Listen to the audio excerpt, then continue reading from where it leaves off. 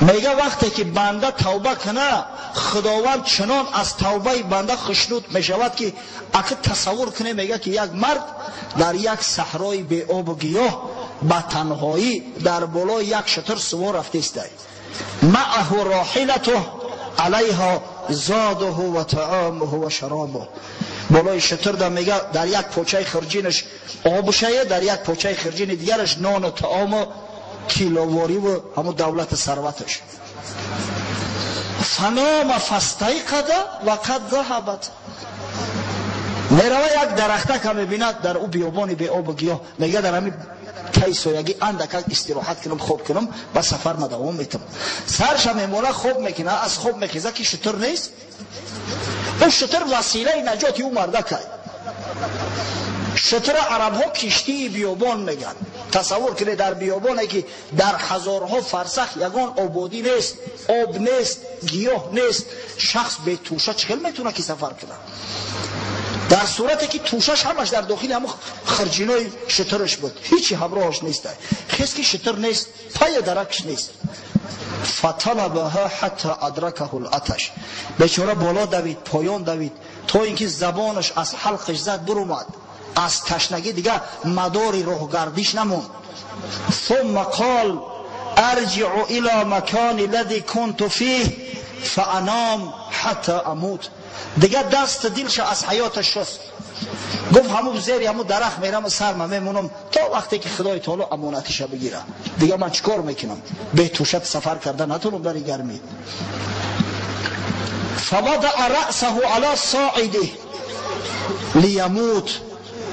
سرش در بالای صاعدای دستش، یعنی که دستا را در پشتی سر موند و سرش در بالاش اوجا بالیش نبوشه اوخی سرش موند که همه خیلقه تا وقتی مردنش دراز بکشه و به همه حالت بمبرخ خوب کنه.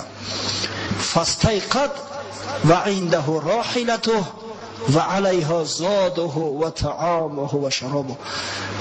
گفتیم که دست دلش از حیات شست است. یه وقت چشماش باز کرد که شترش در بالای سرش کوشه کده است، نخشار کده است. در بالای شتر همون خرجینایی که آب دارن، طعام دارن، تیلا و نقره مردک در روشون است. اگه شما تصور کنید که این مرد چقدر خرسند میشود، آدمی که تمام مرگ علاقه به مرگ تسلیم شدگی است. در همینجا امام مسلم اندک الوه کرده است، این قول در بخاری نیست. میگه فاخذ بختامها ثم قال من شدت الفرح اللهم انت عبدی و انا ربک. ایجاش میگه میپره میخیزه، ایم مهار شتر میقپه از بسیاری شادیه که خدای تعالی در قلبش انداخته است. زبانش میگیره گم میکنه، به جای آنکه بگه پروردگار و من بنده عاصی تو هستم، تو خدای مهربانی من هستی، مربی من هستی، برعکس میگه خدایا من مربی تو هستم، تو بنده من، نعوذ بالله. اخطا من شدت الفرح، ای شادی بسیاره دیگه زبانش گپش نمیگیره گم میکنه. حقیقتا همین خیلی هست. رحمتی پدرم قصه میکرد که در همین سری خسار اونجا ره نداره، همین کمبودی اساسیش ره شاید نباشد، یک مکان و یک موضعی هست که باور کنه همین کورورزه، بسیار کورورزه باید هرچی ره نداره فسق و فساد به وجود نرسیده است. الحمدلله.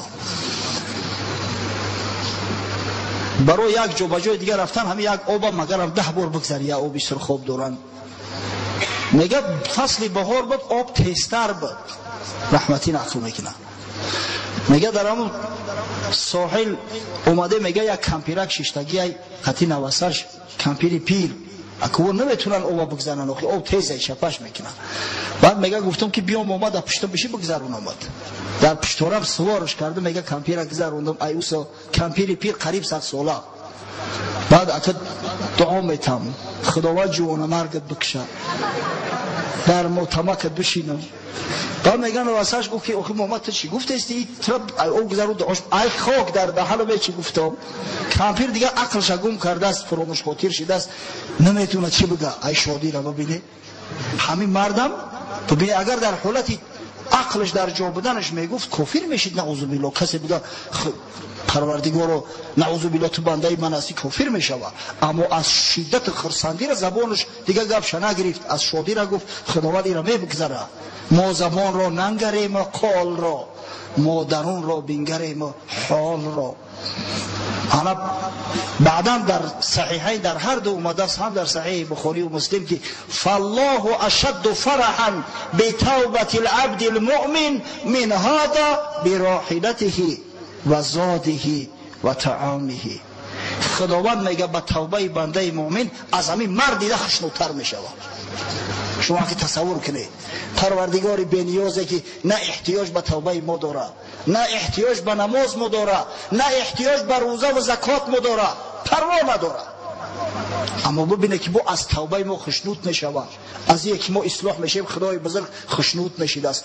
پس باید ما کوشش کنیم خشنودی رحمت پروردگار را همیشه به دست بیاریم، همیشه کوشا باشیم. گر برانی به گناهان قبیح هم زیدری خیش، هم به درگاه تو آیم که لطیفی و خبیری. دست بر دامن عفوت زنم و باک ندارم که کریمی و غفوری و رحیمی و حلیمی. اینه که خدای بزرگ داریم. شخصی که ایخیل خدای مهربان داره خشا به حالش هرگز دیر نمیشود. باید که توبه کنیم برادرای عزیز، اصلاح طلب کنیم از این خدای بزرگ، زیرا این خدای مهربان ما به نهایت توبه پذیر است، نسبت بنده ها بسیار مهربان است. در خبر آمده است حدیث امام ترمذی با اسناد حسن صحیح روایت میکند، همچنین در سنن ابن ماجه است از عبدالله ابن مسعود رضی الله عنه که پیغمبر خدا صلی الله علیه و سلم فرمود التائب من الذنب کمن لا ذنب له. توبه کننده از گناه مثل شخصی است که اصلا گناه نداره. شما میفهمید؟ شخصی که صدقاً توبه میکنه گویا گناه نداره، زیرا خدای تعالی گناههای مرده که محو میکنه.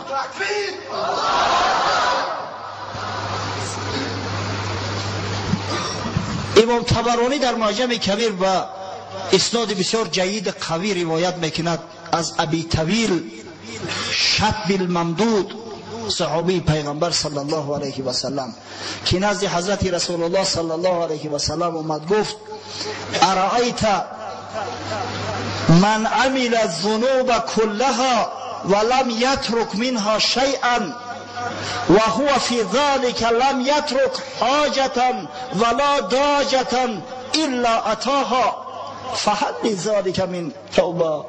گفت یا رسول الله، ببین گفت یک شخصی که از هیچ نمود گناه ها رو نتفته است، همه گناه ها کرده است، روش سیاه که به همه معصیت ها آلوده است، در برابر این هیچ خواهش نفسانیش ترک نکرده، هر چی که دلش میکشید انجام میداد. همه آدم فاسق فاجر آیا توبه داره؟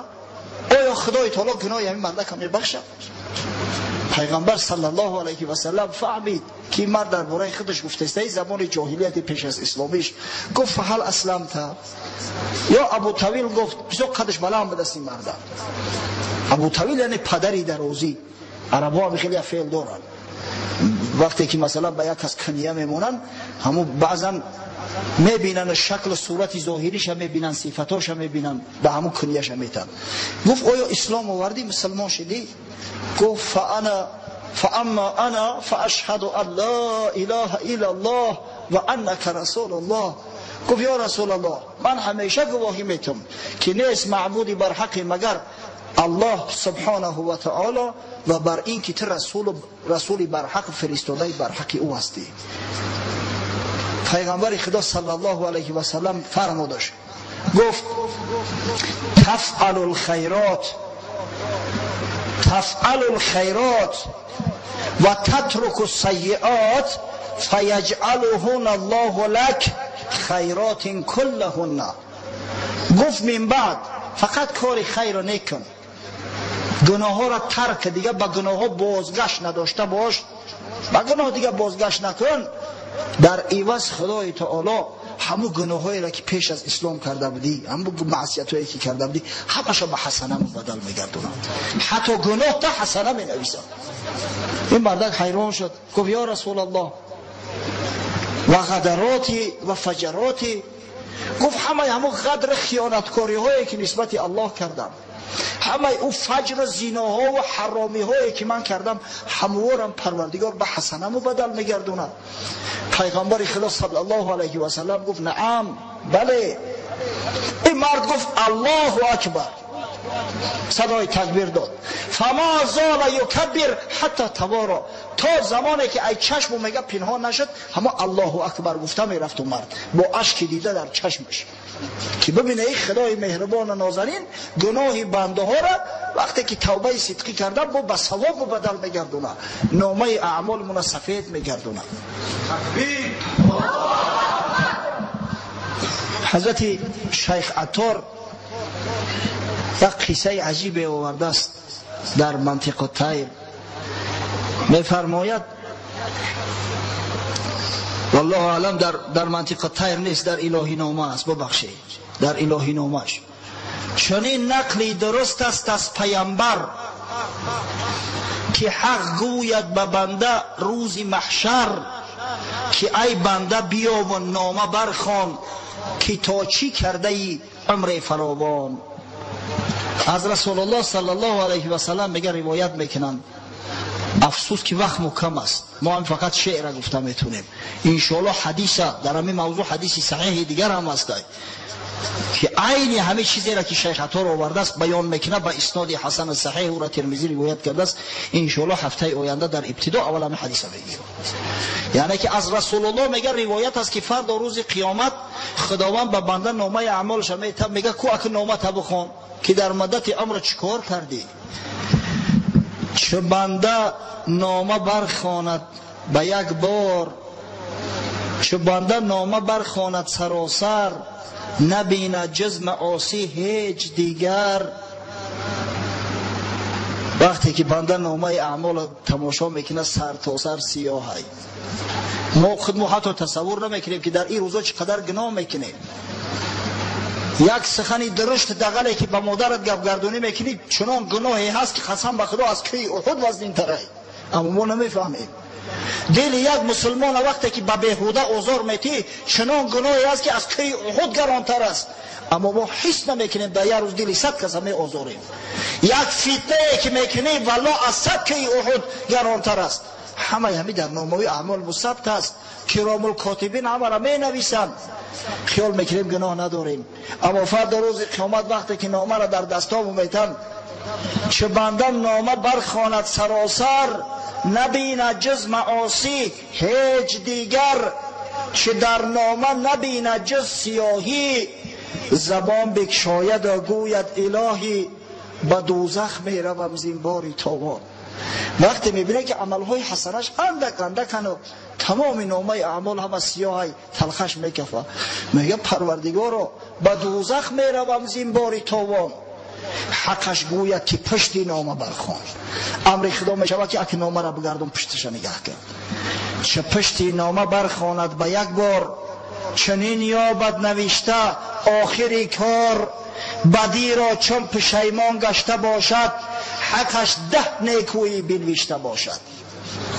بجای یک بدی داننده راز، نبشته باشدش 10 نیکویی باز.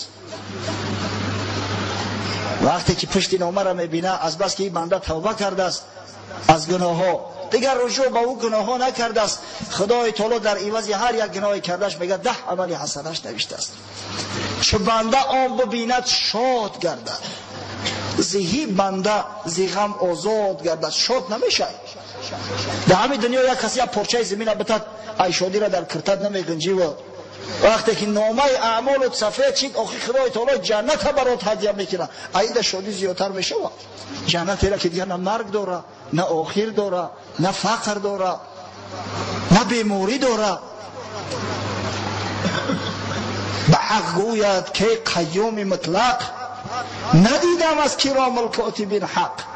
میگه پروردگار رو این کرام الکاتبین همه گناهی برای ننوشتیم که من دارم گناه زین بیش بسیار، که ننوشتم بر من آن دو هشیار. بعضی گناهی اندکی کرده بودم او را ننوشتیم، ترکش کردیم.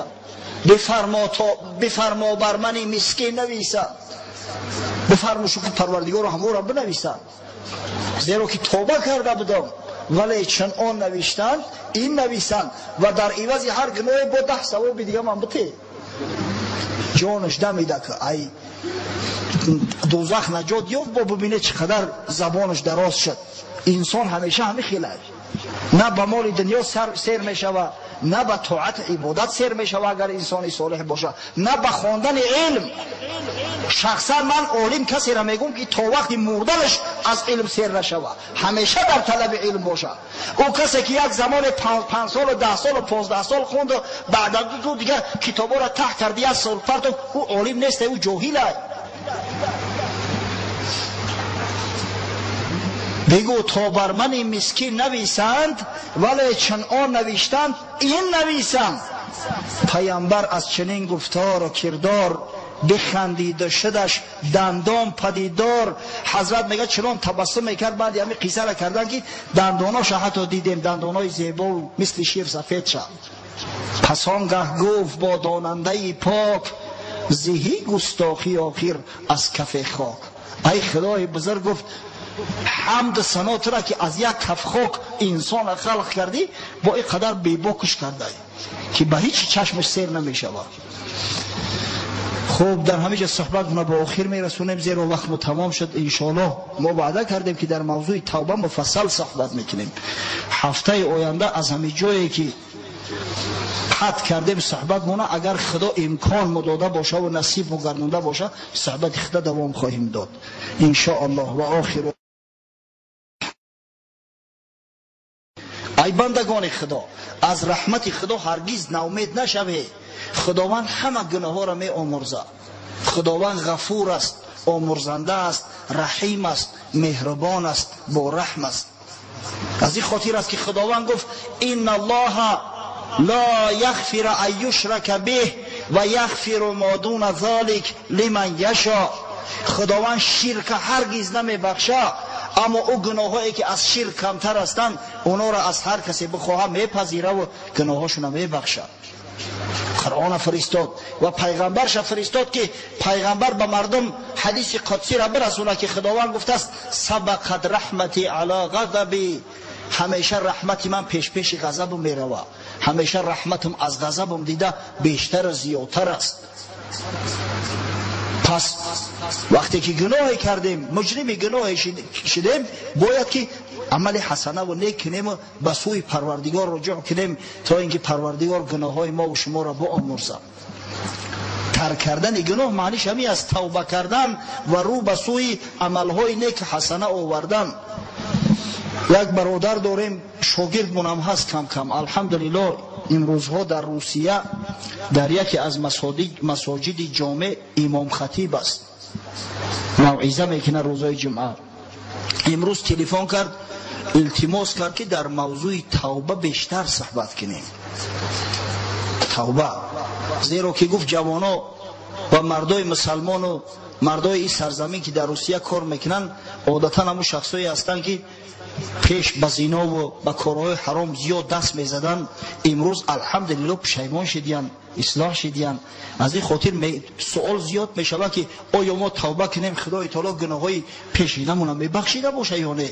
بسیار خواهش کردم برادر نامش غلام علی است، حاج غلام علی، خداوند نگهبانش باشه او را و تمام برادرای مسلمان ما را که خارج از مملکت ما در مهاجرت هستند یا در خواندن هستند، در تعلیم و تعلم شغل دارند، پروردگار از بلا و آفات نگهبانشو باشه و در زندگی و کسب و کارشو برکت عطا کند و خداوند در راه صراط المستقیم همیشه قایم و استوارشو بدارد، توبه هاشون بپذیرد و پروردگار مساعدت کند که هنگامی که بیاتشو میزنیم در حق ما دعا کنند، زیرا دعای مسافر پیش پروردگار مستجاب است. آمین یا رب العالمین. از این خاطر در موضوع توبه انشاءالله مفصل تر که صحبت میکنیم. خدای تعالی گفتیم که توبه کارا را دوست می‌دارد، توبه را میپذیرد. امام ترمذی در جامع السنن خود به اسناد حسن و نیز امام ابن ماجه در سننش به اسنادی که امام بصیری در زوائدش حسنش گفته است روایت میکنند از حضرت ابو هریره رضی الله عنه راوی امت که خبری پیغمبر صلی الله علیه و سلم را برای ما و شما امتان آن حضرت رسانده است. اذا اخطأتم حتی تبلغ خطایاکم السماء ثم تبتم لتاب الله علیکم. صدق رسول الله صلی الله علیه و سلم. حضرت رسول الله میگه اگر شما خطا و گناه ها کنی به حدی که همو خطا و گناه های شما را روی هم بگذارن تا آسمان برسه، بعدا توبه کنی اصلاح شوه، خداوند توبه های شما را اجابت میکنه به شرط توبه و صدقی باشه. خداوند گناهاتون را میآمرزه. ببینید چی بشارتی بزرگی، چی وعده بزرگی هست از برای برادرای مسلمان ما که هرگز باید از رحمت خدا ناامید نباشیم. ناامید بودن از رحمت خدا کفر است، همچنانه که نترسیدن از غضب خدا.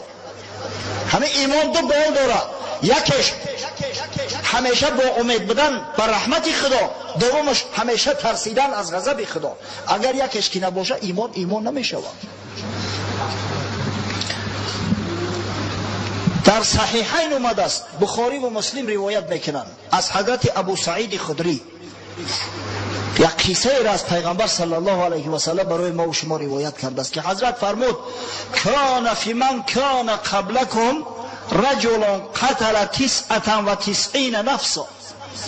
میگه در اون مردم قوم هایی که پیش از شما مسلمان ها میزیستند یک مردی قاتل زندگی میکرد که 99 شخص کشته بود است.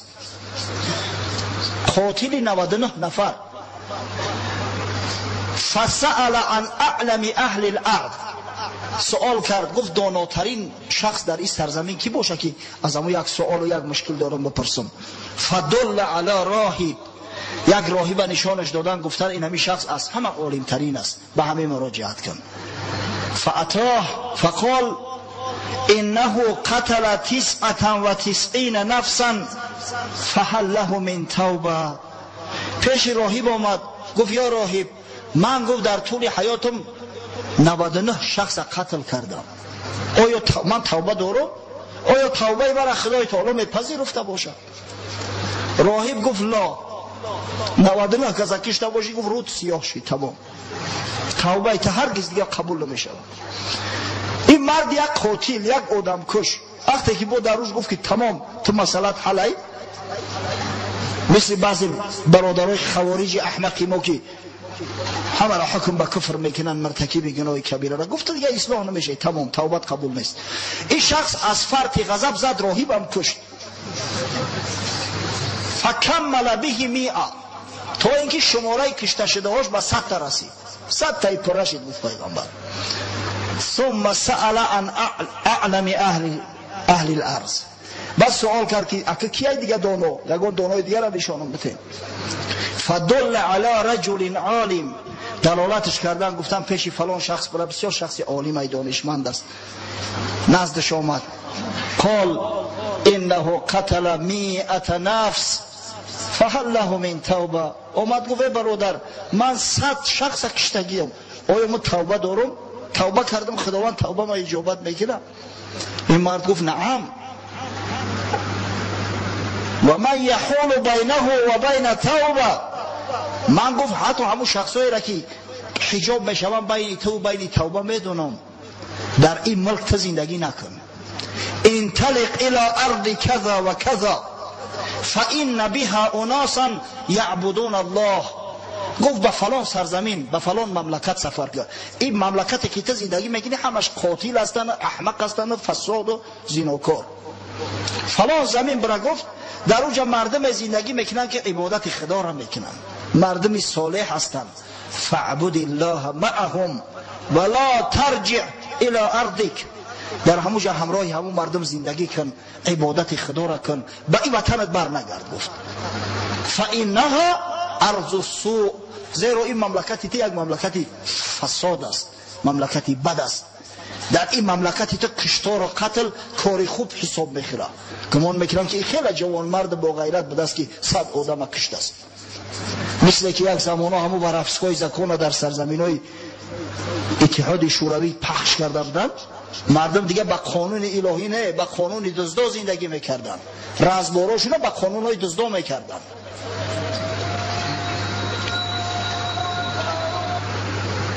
پس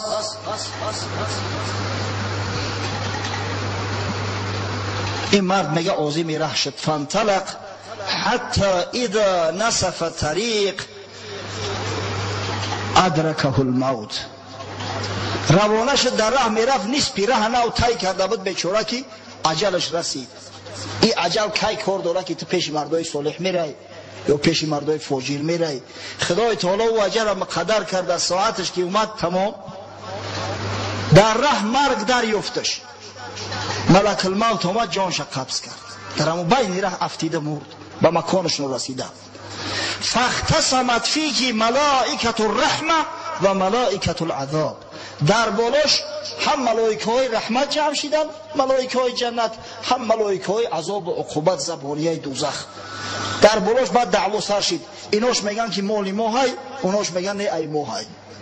فقالت ملائکه العذاب جاء تائبا مقبلا بقلبه الى الله. ملائکه های رحمت گفتن که آخی توبه کنی اومده است، بود بیچاره توبه کرده بود، سوی مردم صالح به خاطر عبادت خدا اومده است، رو به سوی خدا کرده است، این دیگه شما کردار نشوه. و قالت ملائکه العذاب انه لم یعمل خیرا قط. ملائکه ها عذاب گفتن که شما یک کاری خیری همین آدم بگیم، همین چی کاری خیر کرده است در حیاتش؟ این بدگهر صد کسکشت است، یگان کاری نکردگی نیست، این مال ما های، با دوزخ میبریمش. فاتاهم ملک فی صورت آدمی. به امر پروردگار یک ملائکه به شکل صورت آدمی ها نزد شو اومد که نشناختنش. ملائکه است، خدای تعالی امرش کرد صورت آدمی گرفت پیشون اومد. فجعلوه بینهم، گرفتن در بینشون حکم تعیینش کردن، گفتن همین آدمی است، همین چی حکم میکنه، حکم امیر قبول میکنیم. ببینید که رحمت خدا را ببینید که چی مقداره. فجعلوه بینهم، در بین نگه حکم تعیینش کردن. فقال قیسوا ما بین الارضین فإلی ایته ما کان ادنا فهو له. این ملائکه که به شکل صورت آدمی آمده بود به امر خدا آمده است، خدای تعالی تلقینش کرده است، گفت که بین همین دو زمین حساب کنه، قیاس کنه، از همین جای مردگیش تا وطنش حساب کنه و بعدا تا جایی که نیتی سفر داشت حساب کنه، ببینه به کجاش نزدیکتره. فقاسوه فوجدوه ادنا الى الارض التي اراد. وقتی حساب کردن یک چند متر به سوی همون زمینه که نیتی رفتن داشت، به سوی مردم صالح، به همون نزدیکتر بود است. فقبضته ملائکه الرحمه، به امر پروردگار ملائکه های رحمتی را گرفتن، جانش خلاص شد. ببینه که این خدای بزرگ چقدر مهربان است. ما پیش گفته بودیم یا تو باشه که اگر شخص نسبت یک برادر مسلمان ظلم کرد، تا زمانی که همون مسلمان گناهش نبخشه هرگز خداوند نمیبخشه. پس اینجا چی نوشته است که 100 آدم کشت است، 100 آدم با خدای تعالی گناهش بخشید. در این بین یگان مخالفت نیست، زیرا که خدای تعالی اگر توبه بنده را قبول داشته باشه، اگر توبه بنده صدقی باشه، پروردگار به همون مقتول ها، به همون مردایی که این کشت است چنان نعمت های در جنت میته که از بحرش میگذرد. یا تونست که ما این قصه را کردم براتون که وقتی که صاحب حق دست بردار نمیشوه، خداوند میگه آخی برادر دیگه یگان حسنه نداره که بته بته، تو چی طلب داری؟ میگه پروردگار و گناه ها و مینوس کرده در سرش بزنی. بعد حضرت خداوندی میگه که سر تا بردار، تو جنت تماشا که اول، تو دعوت همون یک سر تا بردار، نعمت های مرا ببین. وقتی سر می برداره و میبینه قصرهای طلایی و شهر مثل نقره خام درخشان، گفت پروردگارا این نعمت برای کی خلق کردی؟ میگه برای تو، این برای تو است. میگه ای خدایا آخی من او قدر عملی ندارم که تو در عوض قدر نعمت برای من بدی، برای چی کار میره میتی؟ میگه بعفوی که عن اخیک، این همین گناه همین برادر تا میبخشی و همین نعمت ها را برای تو عطا میکنم. پس ببینه که وقتی شخص توبه کنه، خداوند به همون مردایی که زیان این رسیده است همون قدر نعمت میداده است که از بحر گناهاش میگذشتی. توبه بسیار نعمتی بزرگ است از جانب پروردگار به بندگان عطا کرده. باید به حق برسیم. قسم به خدا عقلی ما نمیگیره تا کدام درجه دریاهای رحمت خدای تعالی در جوش هستند، اما ما در خواب غفلتیم. درهای فردوس واباد امروز از بی‌دماغی گفتیم فردا.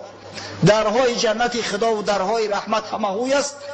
میدامو میکنن که ای بنده توبه کن، از گناه توبه کن، اصلاح شو. ما میگیم خیلی پگه شوه، ولی مسافر شویم، ولی پنسیونر شیم، به فردا و فردا دیگه موقفش میگذاریم. امام مسلم روایت میکند از حضرت ابو هریره که بار رسول الله صلی الله علیه و سلم فرمود والذی نفس بیده لو لم تذنبوا لذهب الله بكم ولجاء بقوم يذنبون فيستغفرون الله فيغفر لهم. قسم به خدایی که جان محمد در قبضه قدرت اوست فرمود، قسم به خدا اگر گفت شما گناه نمی کرده و گناه نداشته، خداوند همه تنیس میکرد، جای شما مردم دیگر خلق میکرد تا اینکه گناه کنن، توبه کنن، خداوند گناهشون به اون برزه. ببینید اگر میگه خدای تعالی میخواست که همه معصوم و بیگناه باشن، فقط همون ملائکه ها کفایه میکردن. ملائکه ها غیر عبادت خدا هیچ کاری را نمیکنن، همیشه به عبادت، به شکر و به ذکر خدا مشغول هستند. اما خداوند آدم آفرید، دنیا را دار امتحان قرار داد. وقتی دار امتحان شد خطا میکنی، بعدا اصلاح میشه.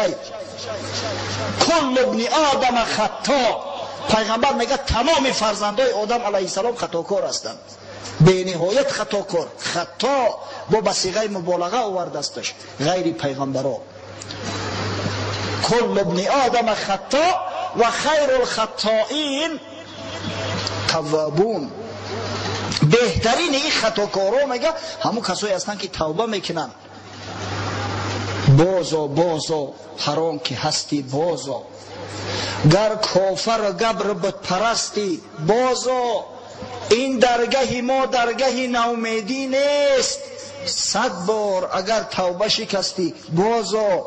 در رحمت خدا همیشه باز است. بیا برادرای مسلمان، هر لحظه ای حیات برام غنیمت است.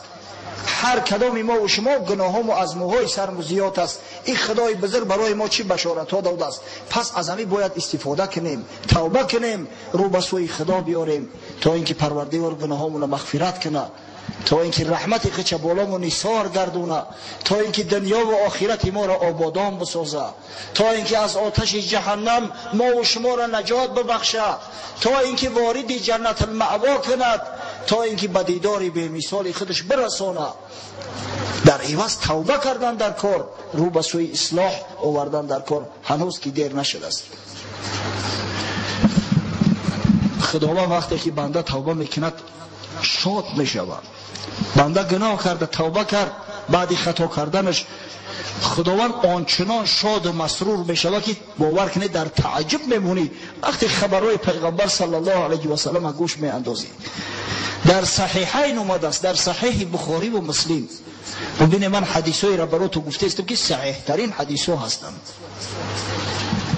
از حضرت عبدالله ابن مسعود فقیه امت اسلامی فرمود سمعت رسول الله صلی الله علیه و سلم یقول، از پیغمبر خدا صلی الله علیه و سلم میگه حضرت شنیدم که میگفت